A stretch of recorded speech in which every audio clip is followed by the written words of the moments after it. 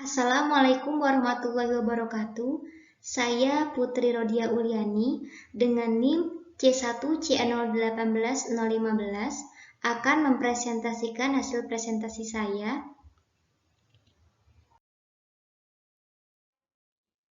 Di mana dalam presentasi ini saya akan mempresentasikan dengan materi yang berjudul Akuntansi Syariah, Hubungan Syariah Islam dan Akuntansi, serta Perkembangan Transaksi Syariah. Dalam materi ini terdapat 3 pembahasan, yaitu yang pertama pengertian akuntansi syariah, yang kedua hubungan syariah Islam dengan akuntansi, dan yang ketiga yaitu perkembangan transaksi syariah. Memasuki pembahasan yang pertama yaitu pengertian akuntansi syariah. Akuntansi syariah diartikan sebagai proses akuntansi atas transaksi-transaksi yang sesuai dengan aturan yang telah ditetapkan oleh Allah Subhanahu wa Ta'ala. Secara umum, tujuan akuntansi syariah mencakup yang pertama yaitu membantu mencapai keadilan sosioekonomi, dan yang kedua yaitu mengenal sepenuhnya kewajiban kepada Tuhan, masyarakat, individu sehubungan dengan pihak-pihak yang terkait pada aktivitas ekonomi, yaitu seperti akuntan, auditor, manajer, pemilik, pemerintah sebagai bentuk ibadah. Terdapat perbedaan akuntansi syariah dan akuntansi konvensional. Berdasarkan kriteria dasar hukum, akuntansi syariah bersumber dari Al-Quran dan Sunnah, sedangkan akuntansi konvensional berdasarkan hukum bisnis modern. Yang kedua, berdasarkan kriteria dasar tindakan, akuntansi syariah berdasarkan keberadaan hukum Allah, sedangkan akuntansi konvensional berdasarkan rasionalisme ekonomis. Tujuan akuntansi syariah yaitu untuk mendapatkan keuntungan yang wajar, sedangkan akuntansi konvensional yaitu memaksimalisasi keuntungan.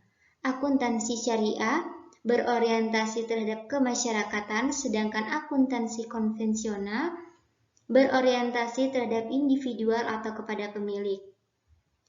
Tahapan pada operasional akuntansi syariah dibatasi dan tunduk pada ketentuan syariah, sedangkan akuntansi konvensional tidak dibatasi kecuali pertimbangan ekonomis. Terdapat 3 prinsip akuntansi syariah, yaitu yang pertama pertanggungjawaban atau accountability, yang kedua prinsip keadilan, dan yang ketiga yaitu prinsip kebenaran.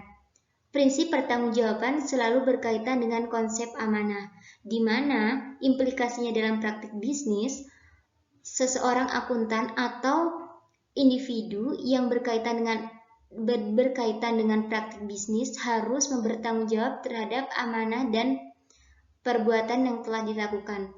Yang kedua yaitu prinsip keadilan.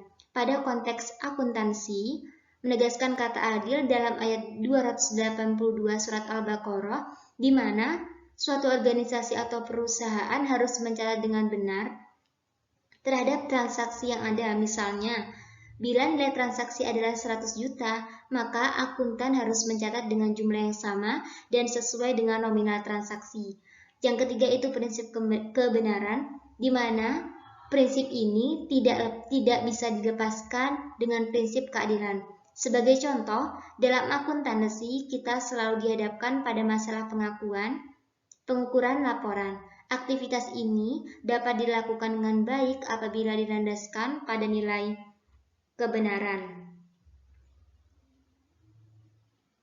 Kebenaran ini akan menciptakan keadilan dalam mengakui, mengukur, dan melaporkan transaksi-transaksi yang ada. Selanjutnya yaitu yang kedua yaitu hubungan syariah Islam dan akuntansi. Syariah berasal dari bahasa Arab, yaitu berasal dari kata syara'a yang artinya adalah jalan.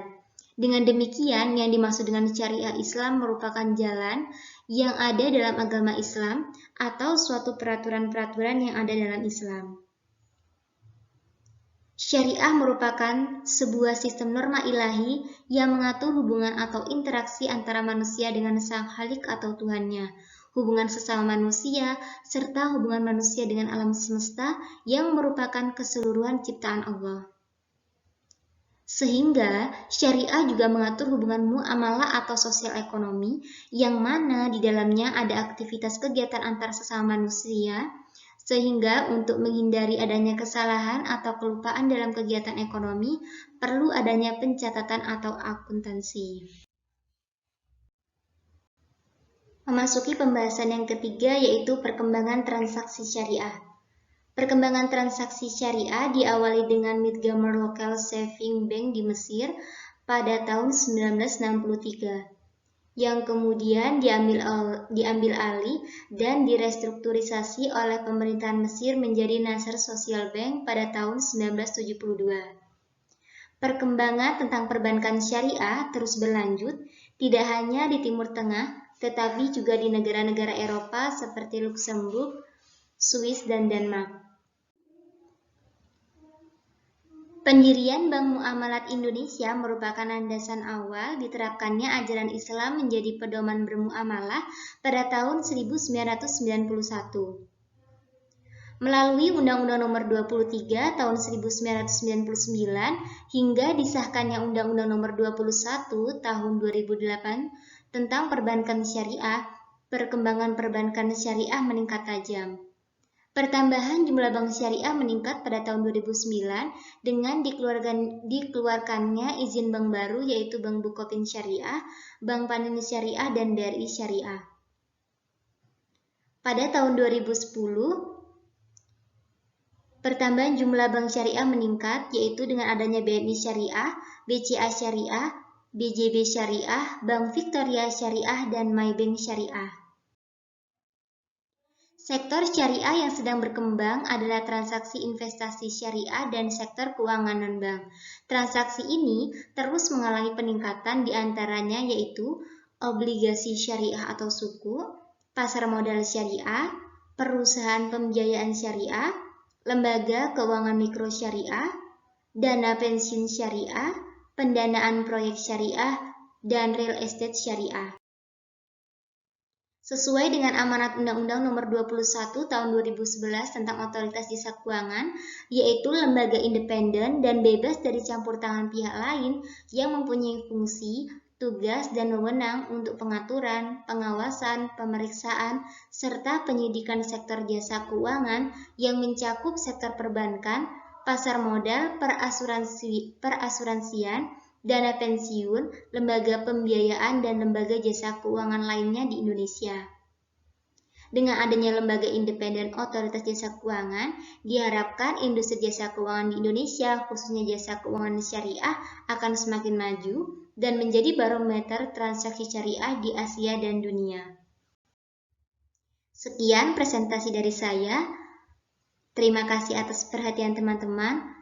Saya minta maaf atas segala kekeliruan dan kesalahan atau kata-kata yang tidak berkenan. Saya akhiri. Wassalamualaikum warahmatullahi wabarakatuh.